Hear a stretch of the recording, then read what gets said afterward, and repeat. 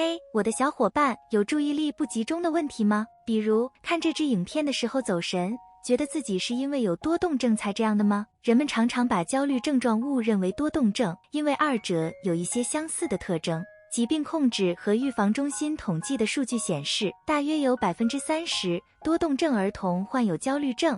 那么，为了帮助大家更好地理解多动症和焦虑之间的区别，这支影片就来说说6个需要注意的迹象。1. 注意力不集中，是因为有担心的想法。是不是总被自己的担忧分心，以至于无法专注于手头正在做的事情？当恐惧和忧虑支配思想时，可能会使人变得不安。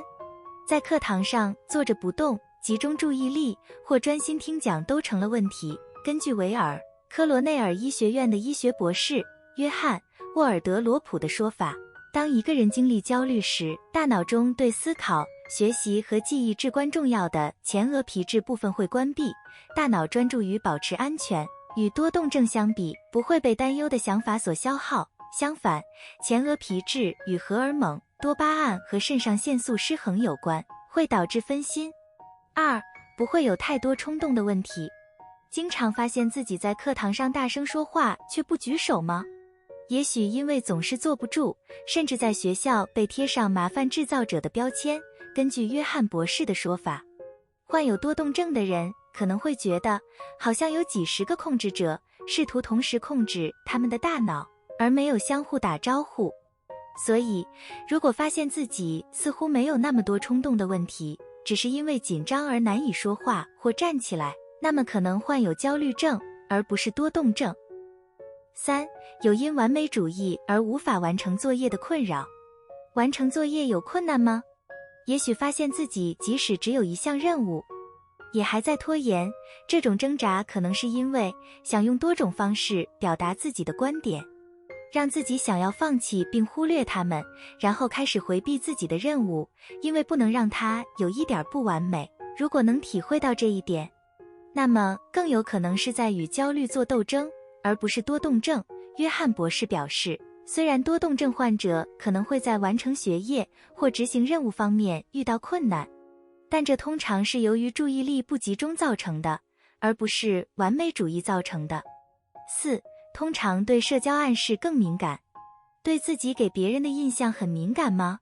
是不是经常发现自己不适应身边的社交环境？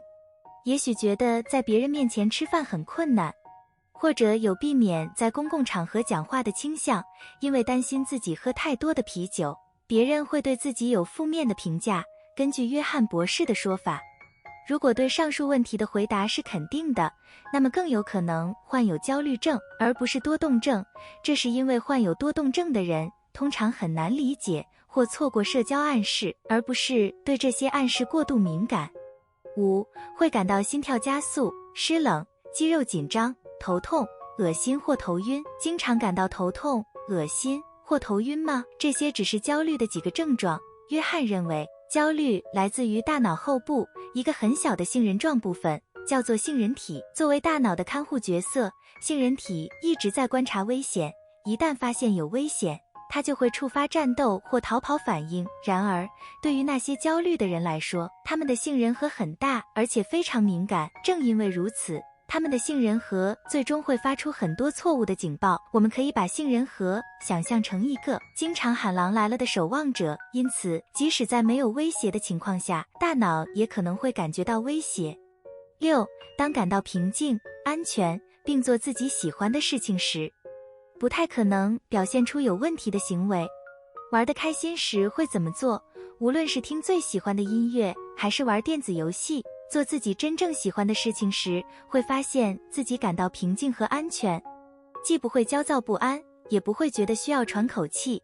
根据约翰博士的说法，焦虑的人在感到平静、安全，并做他们喜欢做的事情时，不太可能表现出任何有问题的行为。相反，患有多动症的人会有问题行为，即使是他们参与一个特别有趣或令人兴奋的活动时。比如，一个患有多动症的人可能会变得那么专注于画画，他们无视或完全忽视其他一切，这种行为被称为过度专注。你有我们提到的这些迹象吗？如果觉得这支影片有帮助，欢迎在评论区留言告诉我们，一定要点赞、订阅，并把影片分享给那些可能从中受益的小伙伴。记得开启小铃铛，这样无论什么时候我们发布新影片，您都能收到通知。参考文献在资讯栏。一如既往，感谢收看，下支影片不见不散。小伙伴们多多保重。